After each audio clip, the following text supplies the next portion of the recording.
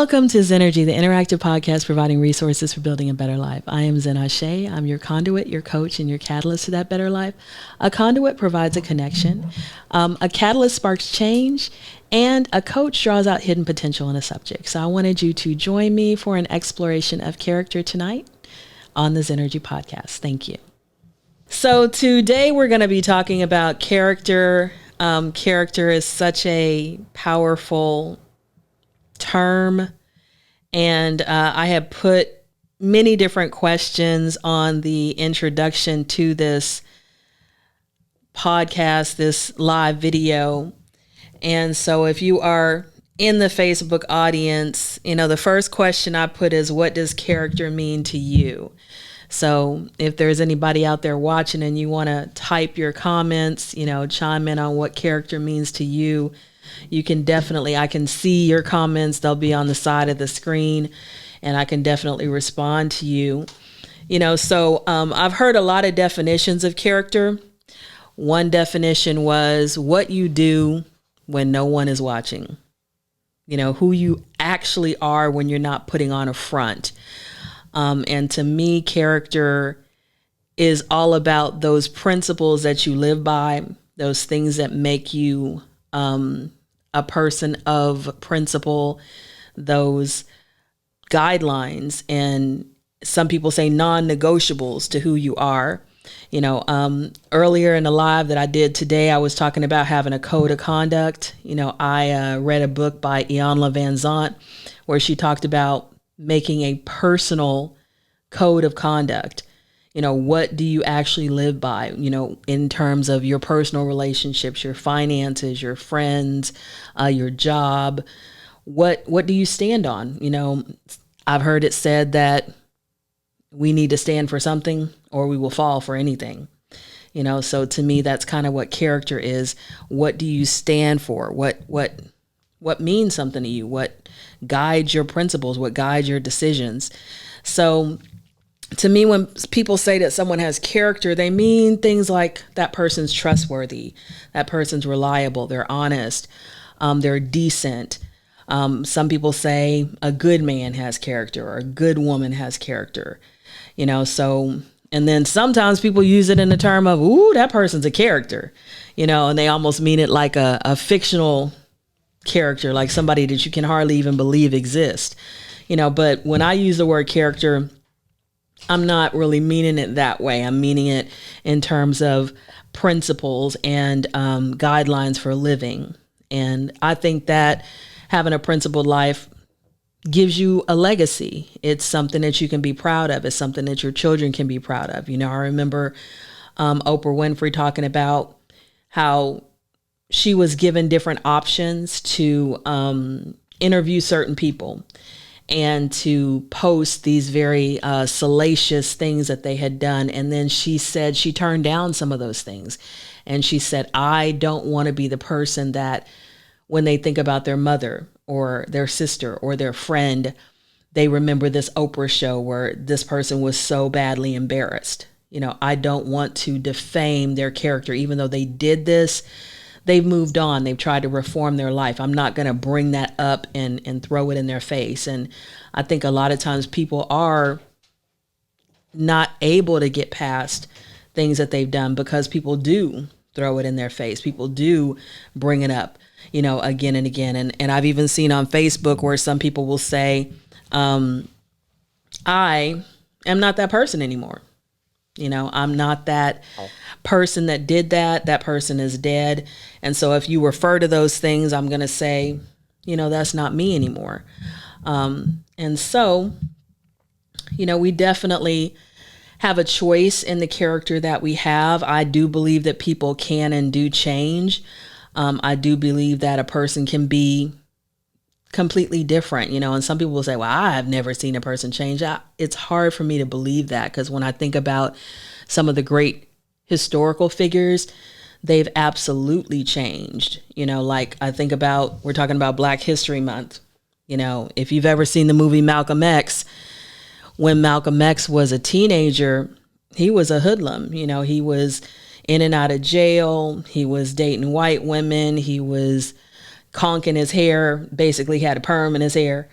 And then he went into jail, and that's where he actually transformed. So people say, oh, those jailbed conversions, they are not real. Well, for Malcolm X, it was real.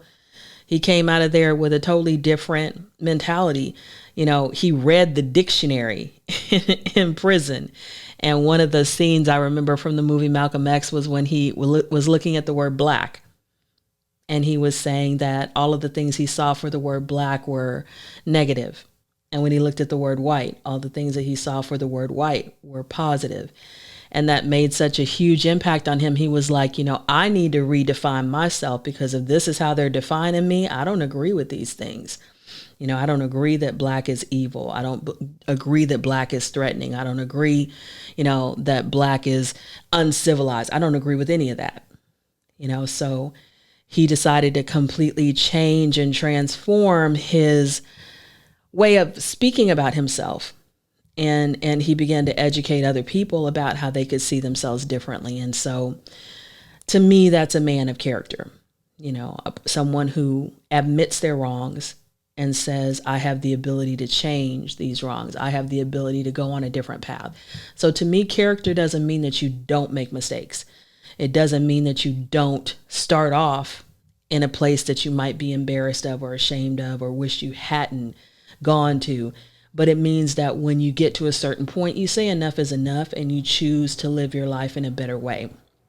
Like Maya Angelou said, when we know better, we do better.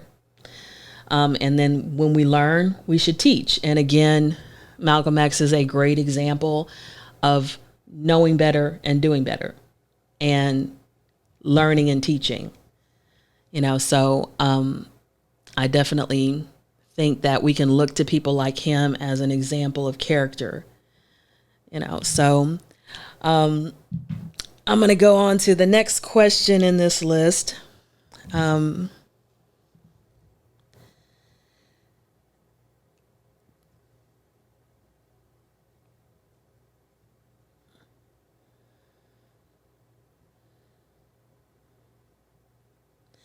The next question is, what is the foundation of character?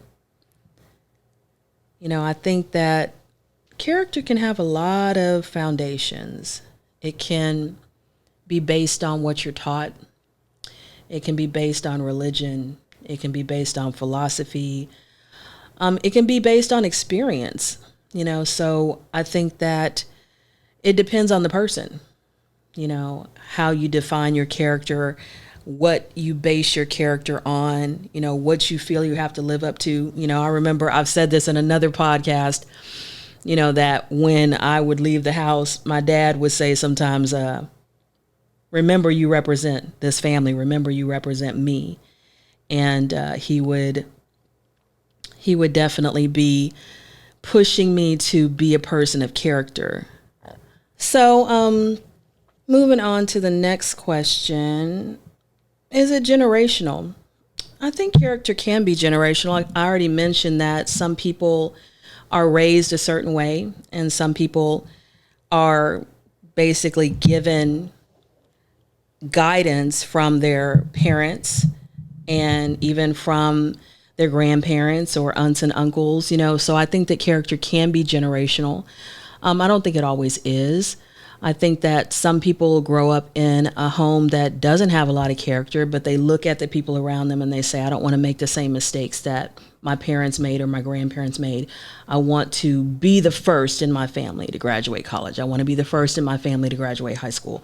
I want to be the first in my family to read. I want to be the first in my family to write a book. You know, I remember that, who was it? Eric Thomas was talking about when he created his books. You know, his mentor said that, are you still selling your little books? And he was kind of offended by that because he was like, nobody in my neighborhood has ever written a book. And you're asking me if I'm still selling my little books, you know? So depending on where you come from, the standards can be different. You know, some people's standards are super high because they come from a background where everybody has done certain things, and other people's, you know, standards can be super low, you know, and it just depends on the person and what they're trying to accomplish. And so I also think about, people who have looked at their parents and said, okay, I see the mistakes they made. I don't remember her name, but there was a woman, and she has a story that was called From Homeless to Harvard. It was actually made into a Lifetime movie. And when she was in middle school or in high school, I think it was high school, she barely attended school at all. She was gone. She was absent more than she was there. And it was because her parents were drug addicts. It was because when they got paid and they got their food stamps, that the money went to drugs. And she ended up spending a lot of time at her neighbor's house because that was the only place she could get food. That was the only place that she could get a shower. That was the only place that she got any attention at all, because her parents were often not aware of her or her siblings because they were in their own zone. They were drugged out. And rather than her becoming that, she decided, when her mom got sick, no, it was like her dad got sick with HIV, I think it was. Her mom died. And a lot of kids would have just fell off the map and just went crazy. She was like, if I want to be better than them, I need an education. And she enrolled herself in an alternative school, and she took extra classes. She was getting tutoring. She was doing everything she could do. And she ended up graduating and applying for Harvard. Because at that point, at that time, and it may even still exist today, if you got accepted into Harvard and you were from a certain socioeconomic background, you got a free ride. Just by being accepted, you got a free ride. And so it was one of the few colleges that she could go to that was going to guarantee her a free ride, that was going to guarantee her food and her lodging and her meals. Everything was going to be paid for. She wasn't going to have to worry about anything. So it was going to be literally a full ride: books, tuition, fees, everything. And so she said, well, if I can get accepted, I can get everything paid for, and so she decided she was going to go for it. And she had to get interviews, and she had to jump through all these hoops. But whatever they asked for, she did it. She didn't make any excuses. She didn't say, I'm homeless. She didn't say, I can't make the interview. She didn't say, you're asking too much. She did whatever they asked for. And she got accepted.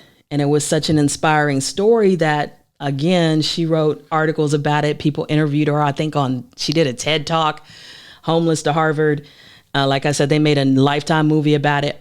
But she was also talking about, people would ask her, well, how did you do this? And she was like, well, I didn't really feel like I had a choice. I felt like this was my one opportunity and I needed to seize it. And so to me, that's again an example of character, someone who feels that they can and they do it, and they don't make excuses, and they don't, how can I put it? They don't limit themselves, but they push forward to do whatever it takes, and it wasn't generational in her example. It wasn't generational for Eric Thomas. They succeeded in spite of the odds. They succeeded in spite of their background. And so wherever you are, wherever you're coming from, there are obstacles, but obstacles can be overcome. And if you look around, if you research, you can probably find somebody that did overcome, even with the same obstacles that you have.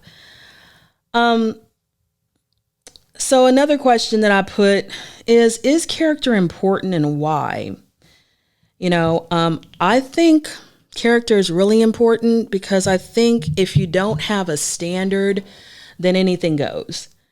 And I think that, people say shoot for the stars shoot for the moon, and if you miss, you'll be among the stars. If you shoot for being a person who's always honest, if that's your goal, and you maybe are not always honest, but at least you're trying to be honest, that's a lot better than having no standard in that area. If you shoot for a person to be always punctual or to be, always dependable, I think, again, that's going to get you further in terms of what you accomplish than if you don't have a standard at all. So to me, it's important in terms of you being able to be the best person that you can have in your life. So that's some of the things that I wanted to say about that. I just think that it's really important in terms of trying to be the best person you can, trying to set a standard for yourself, and trying to live up to that standard. How is character developed? Well, I don't think there's one way. I think that some people say character is developed in the fire. You can try your best to do things the best way, and things can be misinterpreted. Things can be misunderstood. And how do you deal with that? Do you argue? Do you fight? Do you become enraged? Or do you try to explain what happened? And if the person doesn't move forward, wants to end the relationship or wants to be belligerent, do you just try to be at peace with that person and just keep moving forward? So that's one way of developing character, trying to stay true to yourself and your standards, even when you're challenged, even when you're misunderstood, even when you're maligned, because we can have the best intentions and things don't happen the way we expect them to happen. We can try to adjust and make, allowances for things, but they don't happen the way we expected them to. So how do we see that? Do we become bitter?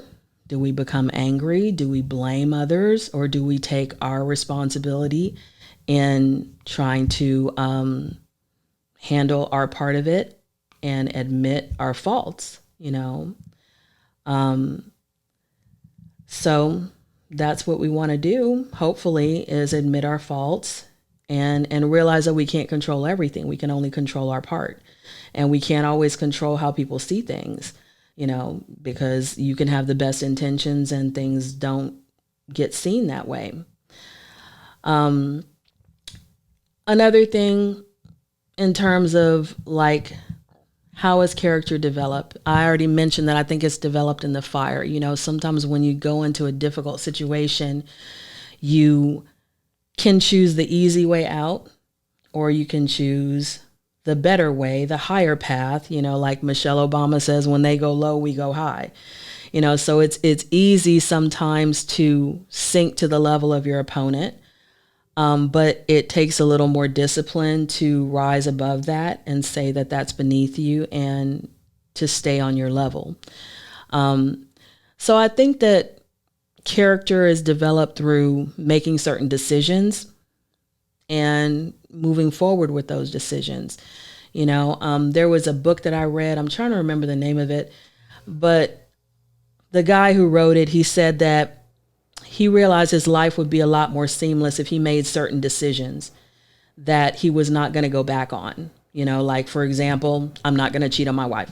No matter how much I'm tempted, it's not going to happen. That was a decision he made. So that cut out certain things in his life. He wasn't going to go certain places. He wasn't going to hang around certain people. He wasn't going to participate in certain conversations. He wasn't even going to, how could you say, be tempted or even be seduced by certain things. He decided he wasn't going to be a person who got drunk. So again, that simplified a lot of things in his life. So he wasn't, if somebody kept passing around drinks, he was going to turn it down after a certain point. So he came up with maybe about 10 or 15 decisions that he made in his life. And he says, this is the person I am. This is the character that I want to have.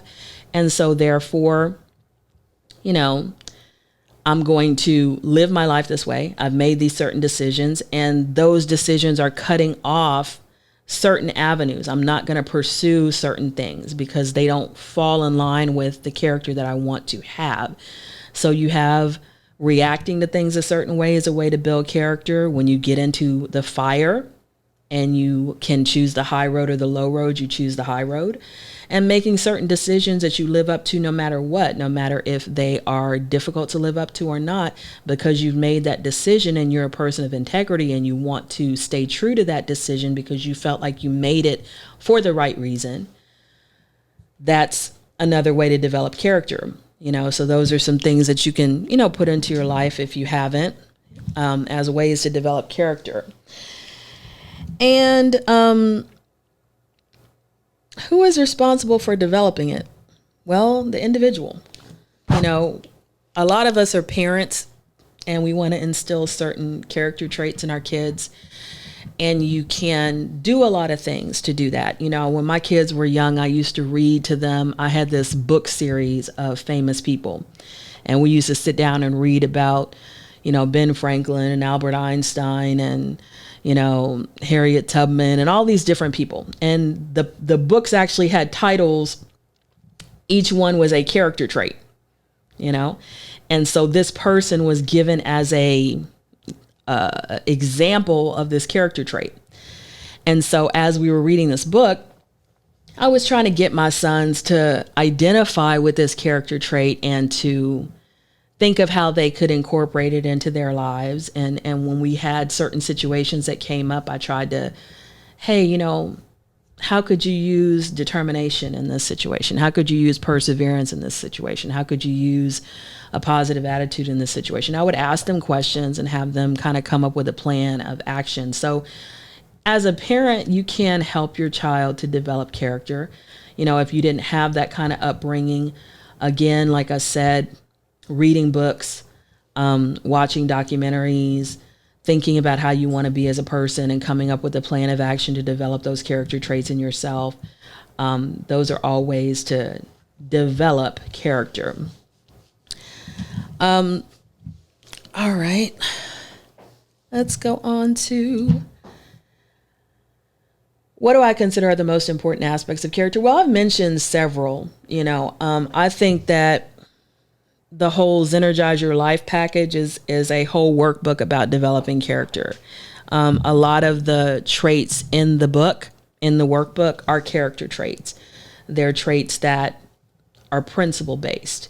And so in case you've forgotten, this is what the workbook package looks like. It's $15. So you can get a workbook, you get the journal, you get the stickers, the bookmark, the motivational band, the wristband, you get all of that. All right. And then you get a blank journal where you can actually put the tabs and you can write on the journal prompts. So you can see, I've got some writing on the journal prompts there. And there are different principles in here, like, for example, taking accountability for your life. Some people like to blame everything on everybody else. They don't want to take any accountability. But in most situations, we do have some accountability. We do have some things that we could do differently. So for example, with tonight, I had a guest that was supposed to come on. She had she had a car problem, and I decided that, okay, we can do this virtually. So trying to do a virtual episode at the last minute sometimes doesn't go exactly as you plan, because you're switching from what was planned to be face-to-face to virtual, and trying to set everything up and get everything going, especially if you have somebody already on their way to get the cameras and mic and all that kind of stuff. So I ended up going a little late, and she was upset with me because I ended up starting a little late, and she decided she didn't want to come on the podcast. So I take responsibility. I started a little late. It was not my intention. And she decided she didn't want to be on the podcast. She thought that it was unprofessional. Okay. I apologize for that. I was trying to be flexible. I was trying not to cancel the podcast. I could have just said, hey, let's reschedule it. Maybe that would have been a better choice, rather than trying to be on the fly and try to adjust. So I can definitely say in front of Facebook Live and everybody else, if she's listening, yes, I started late. If that offended you, was not my intention. I tried to notify you that I was going to go late and that we could still have the same amount of time. We could still do whatever you wanted to do as far as the interview, but you didn't, feel that that was enough. I respect that. It's your choice. And so I'm saying in front of the Facebook Live audience and everything, that's what happened. And there's no hard feelings on my end about the situation. That's just what happened. And like I said, I could have done it differently in terms of just canceling the interview and saying, hey, let's do it when your car is up and running. But I was trying not to do that. So, some people would say, I should have done this, I should have done that. That's what I did. That was a decision I made in the moment. These are the results that happened. And she has her feelings about it. And that's anyone's right to have their feelings about it, So we are still moving forward, And to go on to the next question that I had, does character relate to personal life, to business, to community life? I think it relates to everything. I think being a person, a character, it means that people can trust you. People can realize that you're transparent. People can realize that you're doing the best that you can to be the person that you said you would be. No one is perfect. No situation is perfect. We try to make the best that we can with life. That's all that we can do. I always say I want to try to have perfect self-expression. I want to try to use all my talents, gifts, and abilities.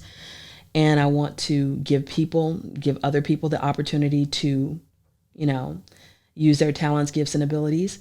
And that's what I want to do. So I think that character definitely gives people a sense of security in their personal relationships, in their business relationships. We have a lot of things that happen in business because people are not, they don't show character. We have a lot of contracts so that people have a penalty for breaching that contract. A lot of things are not done on a handshake anymore, not done on a person's word, because there have been so many people that have not followed through. I think in the community, there have been a lot of times when the community has been hurt, when someone has lied or done a scam or taken money that didn't belong to them. And so definitely character is important in community life. And so I think it's important in every area. I don't think that there is an area that I can think of that character doesn't make a big difference, whether it's in parenting. If your kids see that you tell them one thing, do as I say, not as I do. That kind of worked with our generation a lot because we were kind of deathly afraid of our parents. But with the younger generation, they are not as afraid of most of us as we were of our parents. And so they really do like to see that we're not hypocrites, that we do actually live by the things that we ask them to do, that we do actually live by the principles that we say we live by. And a lot of people say that, hey, you're the only Bible that somebody's going to read. You're the only, real life example that some people are going to get of how to live a healthy, productive life. And so it does matter that you have character. And so I want to thank you for joining me for this Zennurgy Facebook Live on StreamYard. And I do want to encourage you to go on your own journey of character, to read books, to listen to music, watch movies. There are so many movies that are coming out now, especially Black history movies, where the truth about people is being exposed. And some of it is really inspirational. Some of it, you really get to see how strong these people were, how much they went through, how much they overcame. And it's really inspiring in terms of, sometimes I think that we as the younger generation, we have it easy. We have our own struggles. COVID is definitely a struggle. Unemployment, there's still racism. There's still a lot of things, but compared to the 20s or 30s, the 1800s, we've come a long way. And to go back and see, in a sense, the character that some of these people had and the struggles that they overcame, I think it just gives you a new perspective on what you can do and how you can challenge yourself to live to a higher standard. and I definitely want to do that with myself, to try to challenge myself to live to a higher standard, and to always be pushing for the best in myself and trying to bring out the best in others. And in doing that, sometimes you succeed, and sometimes, like tonight, there are little hiccups and things don't go exactly as planned, but we keep moving forward. And we hope that everybody around us understands that we are trying our best. And that's all that we can do. So I want to thank you guys for joining me, and may you walk in Zennurgy.